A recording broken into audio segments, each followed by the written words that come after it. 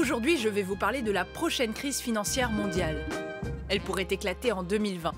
C'est ce qu'affirme l'économiste américain Nouriel Roubini, reconnu pour avoir annoncé le krach de 2008. Alors, quels sont les ingrédients de ce cocktail explosif? 3 grosses puissances économiques dominent le monde: les États-Unis, la Chine et l'Europe.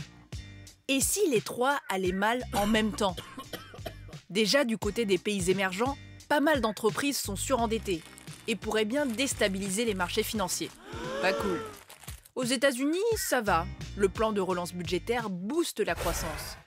Sauf que... Comment ça, on a moins de sous dans notre caisse? Et oui, le déficit budgétaire américain est à son plus haut niveau depuis 2012. Cette politique est donc condamnée à s'essouffler. Et l'économie américaine avec. En plus, les États-Unis sont en guerre commerciale avec la Chine, l'Europe, le Mexique et le Canada. Les Américains sont devenus très protectionnistes. America first. Et hop, je taxe l'acier et l'aluminium. Et hop, je taxe les machines à laver et les panneaux solaires chinois. Mais si les autres pays rendent l'appareil aux Américains, il n'y aura plus d'échanges. L'économie risque de ralentir dans le monde entier.